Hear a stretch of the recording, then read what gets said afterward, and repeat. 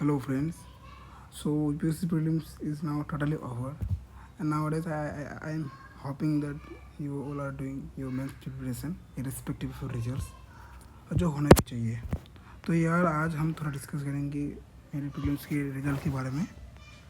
So I was getting around 92 plus marks in GS and CSET में 70 से 80 very कर रहा था, but still I couldn't clear.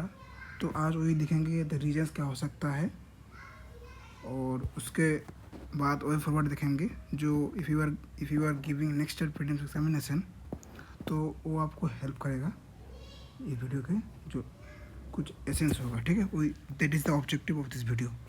चलो फिर यार स्टार्ट करते हैं ना.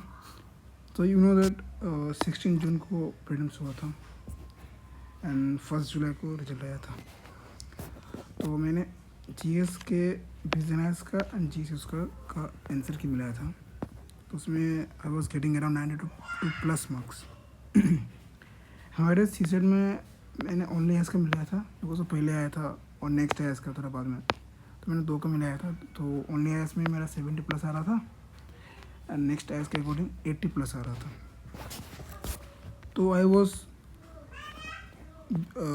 कॉन्फिडेंट कि भाई मेरा क्लियर हो जाएगा प्रीलिम्स रिजल्ट आने से पहले.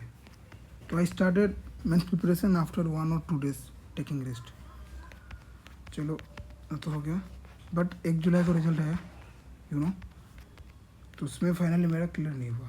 तो I think the reasons I manage to find out कि सुसाइड हुआ होगा because some of my friends non friends वो भी 92 अराउंड स्कोर कर रहा था जीएस में. उसका सीजन में इवन दो 90 प्लस 100 स्कोर आ रहा था, उसने इस बार प्रीलिम्स क्लियर करा है, मतलब वो अभी मैथ्स लिख रहा है इस बार. तो आई एम डैम श्योर कि भाई जीएस में आई डोंट थिंक कि there is any issue regarding the cut off. It could have cleared, but CSAT में जो रीज़न सीसेट ही हुआ होगा वो ये देखेंगे सीसेट क्या क्या रीज़न से. तो you know I think you know the CSAT में आरसी रहता है, मैथ्स रीजनिंग रहता है. ठीक है, तो इसमें देखो मैथ्स में ना जो आंसर्स वगैरह आता है उसमें वेरी करना नेक्स्ट टू इम्पॉसिबल ही हो जाता है बिकॉज आंसर सेम ही आता है. ठीक है, मैथ्स का रीजनिंग का जो वेरी करना होता है ना आरसी में होता है. वो आप कोई सा भी कोचिंग का आंसर की ले लो एंड यूपीएससी के आंसर की ले लो उसमें देखोगे एटलीस्ट 1 2 3 ऐसे क्वेश्चन आपको आरसी में वेरी मिलेगा. I am sure. तो अब मेरे केस में मान लो 75 पा रहा था. ठीक है, अब मान लो 4 आरसी और गलत हो गया अकॉर्डिंग टू यूपीएससी आंसर की. तो इसमें 4 मतलब 10 मार्क्स एंड 4 के लिए 2 प्लस 3 मार्क्स, तो 13 मार्क्स क्या होगा, नेगेटिव हो जाएगा. तो if I am getting 75 minus 13 कर दो 62 आ रहा है. Are getting this point. तो मतलब आरसी वेरी करता है, जो भी कोचिंग सेंटर आंसर की निकाले वेरी करता है आरसी. एंड वही मेरे केस में हुआ होगा शायद. आरसी थोड़ा सा वेरी क्या होगा 2 3 4 5 क्वेश्चन, समझ रहे हो. If you are getting 4 even 3 questions wrong in RC according to actual UPSC की, and if you are getting like me जैसे 70 से 80 में स्कोर आ रहा था, this is not a safe score for CSET. You have to understand this and you have to keep this in mind for your next attempt. आपको 70 से 80 के score लिए नहीं आना पड़ेगा, आपको ज़्यादा स्कोर लेके आना पड़ेगा. and for that you have to prepare along the GS. तो जब आप प्रीलिम्स में शिफ्ट करोगे लाइक 1 दिसंबर, तो आपको सीसेट डेली देना पड़ेगा irrespective of your background. Even I am so मेरा मैथ्स बैकग्राउंड है. ठीक है, I have the mathematics optional. तो यू कैन अंडरस्टैंड कि सीसेट कितना इम्पोर्टेंट हो जाता है. ओवर कॉन्फिडेंट होना नहीं है. This is the major one of the objective of this video. आपको इस पता होना चाहिए. तो सेफ स्कोर क्या है अकॉर्डिंग टू मी 90 प्लस आपको सीसेट में आना पड़ेगा. तो आई डोंट थिंक कि जब इतना एफर्ट लगता है जैसे हम जीएस में देते हैं. If you are giving 1 hour on दिसंबर daily and that should suffice according to me. 90 plus आना इजी अबाउट मेरा. यू विल नॉट बिलीव कि मेरा मैथ्स में थोड़ा सा इजी क्वेश्चन गलत हो गया. इससे टाइम का प्रेशर रहता है, तो रिग्रेट तो बहुत होता है भाई मैथ्स का क्वेश्चन कैसे गलत हो गया. बट कोई ना भाई, दैट इज़ द अब रियलिटी हुई है ना. तो आपको सेफ मार्क्स 90 प्लस लेके पकड़ना पड़ेगा इवन इसमें सी सेट में। एंड इसमें और एक मेजर इंपॉर्टेंट चीज़ है कि जो यू हैव मतलब आपको ना so only depend if you are such person जो ओनली डिपेंड कर रहे हो आरसी में, आपको वो नहीं करना है। बिकॉज आरसी आप जितना भी सही करके आओ गलत करके आओ कोई गारंटी नहीं होता है। मैंने आपको पहले बताया कि बहुत वेरी होता है। भगवान अगर आपका अभी केस हो जैसे आप you are getting around 70 to 80 आपका आरसी की वजह से नहीं हुआ, this is the sole responsibility of RC. यही होता है आरसी के लिए। तो आपको ना मैथ्स को थोड़ा सा काम करना पड़ेगा। You are weak in maths, reasoning आप कर सकते हो अच्छे से। So this is all about the for CSAT. आपको 90 प्लस इसको लेकर आना है सी सेट।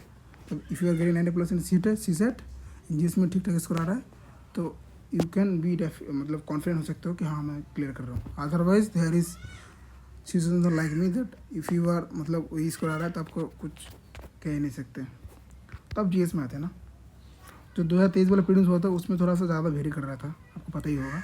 बट जो इस साल का प्रीलिम्स हुआ है ना, जो 24 वाला सॉरी, उसमें क्वेश्चन उतना मतलब बोलते हैं ना कन्फ्यूजिंग वाला क्वेश्चन नहीं था।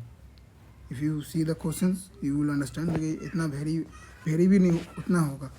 आई थिंक एक्सेप्ट 1 to वेरी हो ही सकता है, उससे ज़्यादा आई डोंट थिंक कि हो सका। तो मैंने विजन का मिला था जैसे उसको मिला था, ठीक है। दोनों में एक क्वेश्चन वेरी हुआ था विजन में और जीएस स्कोर में। तो अब ऐसे 1 से 2 क्वेश्चन इस बार वेरी हुआ होगा जीएस के पेपर में। अदरवाइज आई डोंट थिंक कि ज़्यादा क्वेश्चन होगा दे दोगा जीएस के बारे में। तो जीएस का इसलिए मेरा कॉन्फिडेंस है कि मैं जीएस में क्लियर हुआ ही होगा। प्रॉब्लम क्या होगा सी सेट में। तो दिस इज़ तो आपको लाइनेंस क्या मिला। मैं आपको ऐसे जीएस में तो आपको अच्छे स्कोर लेके आना पड़ेगा। तो I will come with more videos for the GS section. तो कैसे मैंने जीएस स्कोर में इतना स्कोर पढ़ाया 90 plus, it's a good score, you know.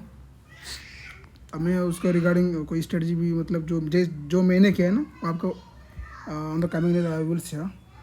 तो इफ़ यू आर समवन जो इस बार फिल्म दिया है ना, तो आपका इसको बताना, ठीक है। कमेंट करना आपका स्कोर कैसा आ रहा है। एंड आप इस बार मेंस लिख रहे हो तो वो भी बताना किस बार लिख रहे हो। I will be very happy to no.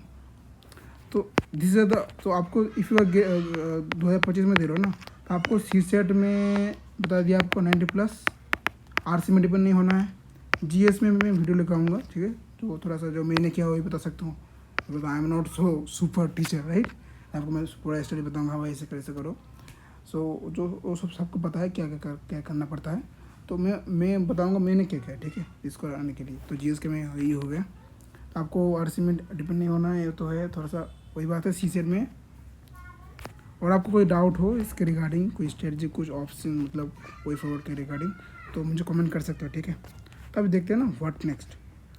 जो इसका पहले इस बार प्रीलिम्स जिसका क्लियर हुआ है तो वो क्या करेगा, मेंस प्रिपरेशन करेगा। जिसका नहीं हुआ वो क्या करेगा, वो भी मेंस प्रिपरेशन ही करेगा, ठीक है। दिस इज़ द मतलब मेरे लिए यही तो व्हाट मतलब होता है ना नेक्स्ट आपके लिए भी होगा। इफ़ यू आर मतलब if you have given this prelims and unfortunately you couldn't, तो यू हैव टू बी मतलब you have to start preparation ना। So it has been so result कब आया था 1 जुलाई को। It has been more than 12 days, right. तो I was not so मैंने स्टार्ट नहीं किया था अच्छे से। तो I think I have to start no मतलब रीस्टार्ट करना पड़ेगा मेंस प्रिपरेशन। तो आप भी स्टार्ट ही कर दो, अभी कोई फ़ायदा है नहीं। तो यू हैव टू बी सो मेरा मानना है कि अभी तो मेंस करना है ना। तो मेंस के लिए क्या क्या ऑप्शनल होगा, रेडी करना पड़ेगा इसको GS on the report plus essay. This are the mains subjects, right. तो आपको मेंस को रेडी करना पड़ेगा टिल दिसंबर तक अभी टाइम है। तो 5 से 6 महीना है। मतलब this times are sufficient also to मतलब टू गेट मेंस रेडी अच्छे से। तो 25 वाला आप इफ़ यू आर 25 में आप प्रीलिम्स क्लियर कर लोगे तो आपको मेंस के लिए ज़्यादा सोचना नहीं पड़ेगा।